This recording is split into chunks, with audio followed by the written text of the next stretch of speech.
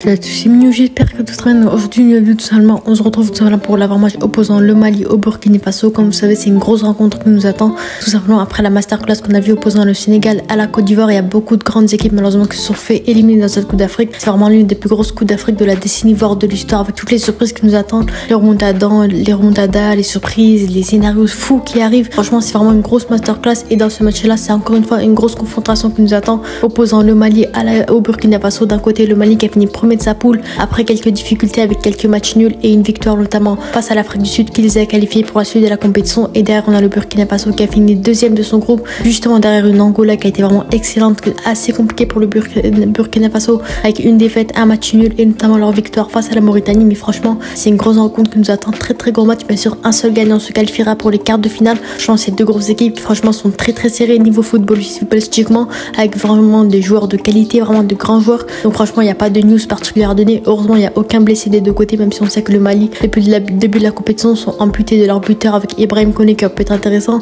El Bilal Touré notamment qui aurait pu apporter notamment, et un latéral gauche bien entendu. Malheureusement, ils sont un peu, voilà, on va dire en légère difficulté, mais heureusement pour eux, ils ont quand même réussi à se qualifier pour la suite de la compétition. Donc félicitations à eux. Donc voilà, n'hésitez pas à vous abonner et à liker si vous aimez le football africain en général. Et sur ce, je dis comme d'habitude, bonne vidéo à tous. Donc voilà, pour ça, on va commencer déjà avec la composition probable du Mali potentiellement, bien sûr avec un 4-3-1-2 avec un milieu offensif, des milieux centraux, puisqu'on sait que la qualité principale du Mali, ça reste le milieu de terrain. Donc bien sûr, il faut avantager ce poste-là et mettre un maximum de bons joueurs de ce côté-là. Et bien sûr, on commence premièrement avec Diarra dans les cages. On sait que c'est pas un énorme gardien, mais pour moi, il peut largement faire le taf. Il a pas encaissé énormément de buts durant la dernière Coupe d'Afrique. Il me semble, durant la phase de poule, pardon, il me semble avec un seul but encaissé, il me semble, si je dis pas de bêtises. Donc en soi, c'est vraiment très bon. Donc en soi, pour moi, niveau ratio, ça reste quand même un bon gardien. En défense, on a Sako sur le côté gauche qui pour moi a vraiment été très intéressant du côté du Mali, qui a été décisif, qui a fait des passes D, il me semble. Franchement, pour moi, c'est un bon latéral gauche qui fait le taf qu'il faut offensivement ou défensivement. Sur le côté droit, bien sûr, le capitaine Amari Traoré, qui pour moi est inévitable et indispensable pour cette équipe du Mali. Très bon joueur qui porte ses responsabilités, qui a le niveau, qui est décisif, qui franchement qui montre toujours du beau jeu. Donc pour moi, Amari Traoré, ça reste un joueur décisif de cette équipe du Mali. Pour moi, c'est le joueur, la pièce maîtresse de cette équipe-là, justement. La défense centrale avec Niakate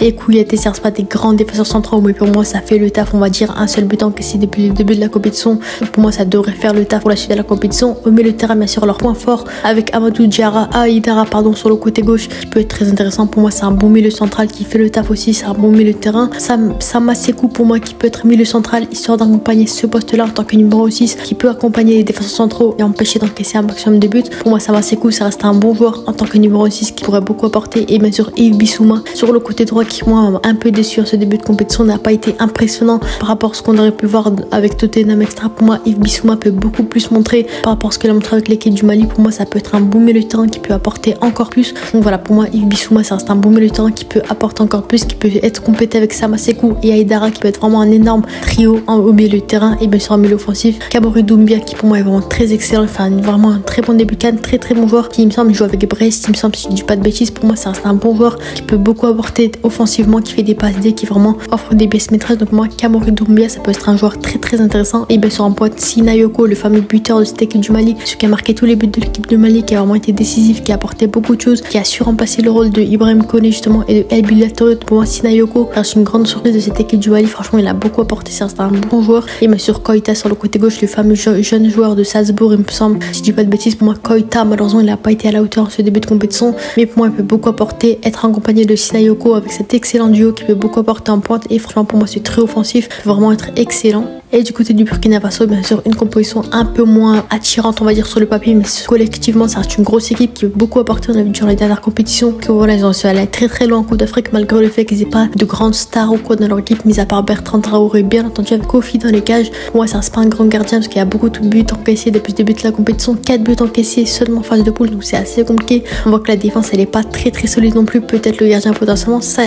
Thiago sur le côté gauche qui peut être intéressant. Issa Gaboré sur le côté droit en tant que latéral droit qui peut beaucoup compenser. En tant que latéral offensif, peut beaucoup apporter. Pour moi, ça reste un bon latéral. Et bien sûr, le défenseur central Tapsoba, qui fait partie des meilleurs défenseurs centraux de ces phases d'Euro, qui a été très intéressant. Tapsoba, malgré tous les buts encaissés, pour moi, ça reste un grand défenseur central, notamment du Bayer Leverkusen, qui franchement a de l'expérience, qui a le niveau. Franchement, c'est un très bon joueur. Et bien sûr, Dayo pour l'accompagner, le défenseur central qui peut être intéressant, histoire de l'accompagner en tant que doublure. Et voilà, pour moi, Tapsoba peut être la pièce maîtresse de cette défense. Et Issa Gaboré en tant que latéral offensif, qui peut beaucoup apporter offensivement. En tant que pivot, peut mettre Touré et Guira qui peuvent être intéressants. Les jeunes, justement, milieu de terrain qui avaient joué les derniers matchs face à la Mauritanie, l'Algérie ou l'Angola. Malheureusement, c'était un peu compliqué. On a vu que le milieu de terrain, c'était pas très élevé non plus. On voit que c'est pas leur qualité principale non plus, mais pour moi, ça peut être des bons milieux de terrain. En tant que milieu offensif, Sangaré, bien entendu, qui peut bien sûr apporter quelque chose offensivement avec ses frappes de loin, avec ses passes, etc. Pour moi, Sangaré, ça peut être un bon milieu offensif, on va dire. C'est pas leur qualité principale, le milieu de terrain, mais offensivement, vous allez voir qu'il y a de bonnes choses aussi. Avec Tapsoba sur le côté gauche, justement, qui peut être intéressant. Il n'a pas été excellent. Il est sorti pas mal de fois en plein match. C'était un peu compliqué pour lui. Il n'a pas pu beaucoup apporter. C'est pas sa canne non plus, mais pour moi, offensivement, il peut apporter de belles choses. Et Bertrand Traoré, bien entendu, sur le côté droit, Bertrand Traoré qui a su marquer en ses débuts de compétition, qui est vraiment une pièce maîtresse de cette équipe du Burkina Faso, bien entendu. Pour moi, Bertrand Traoré, c'est un bon joueur malgré le fait qu'il n'est pas en grande forme avec son club actuel. On a vu qu'avec le Burkina Faso, c'est celui qui portait son équipe, peut-être avec des pénaltys marqués, on va pas se le cacher. Mais pour moi, Bertrand Traoré, ça reste un bon ailier droit justement. Et Konaté en pointe, pour moi, je le prioriserais un peu plus par rapport à Dango Ouattara. On sait que Dango Ouattara, ça reste quand même un bon buteur qui est vraiment, voilà, c'est un bon buteur qui marque des buts, qui a le niveau, qui a l'expérience.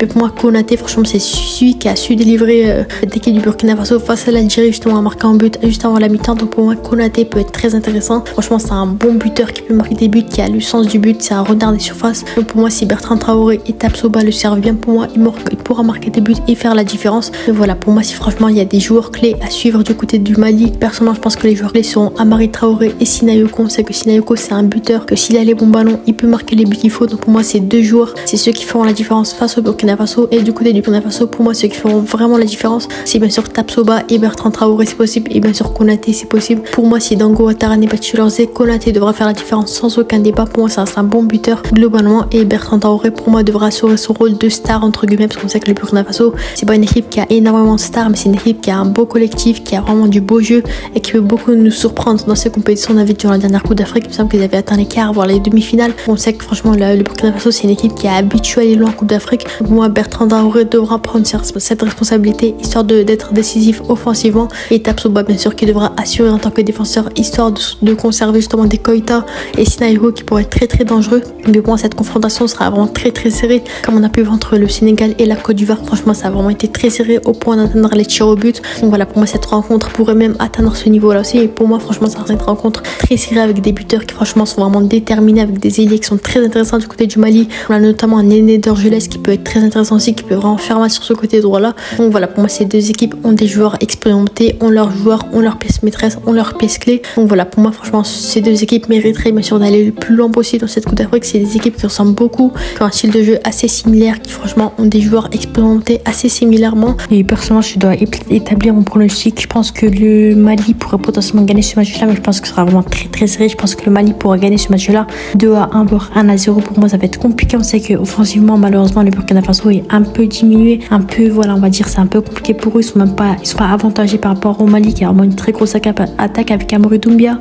Koita avec Sinayoko, qui peuvent être très intéressants, notamment Amari Traoré, qui peut être bon offensivement. Et du côté du Burkina Faso, c'est un peu plus compliqué, surtout si Dango Ouattara n'est pas titularisé. Par exemple, ils ont seulement leur buteur, par exemple, ils ont seulement aussi Bertrand Traoré et Tapsoba potentiellement qui peut apporter, mais globalement c'est assez faible, c'est pas assez bon par rapport au Mali. Je pense que franchement ils ont tout le monde à leur on va dire que tout le monde a leur chance, tout le monde par rapport à ce qu'on a vu depuis le début de la compétition. Franchement, tout le monde a leur chance, tout le monde peut gagner ce match-là. Et franchement, personnellement, je vois le Mali gagner ce match-là, mais on sait jamais avec le Burkina Faso. On sait que c'est une grosse équipe, et personnellement, j'ai entièrement confiance en ces deux équipes justement. Donc voilà, pour moi, franchement, ce sera un gros match qui nous attend. Sur ce, n'hésitez pas à vous abonner et à liker. On se dit à la prochaine. Ciao.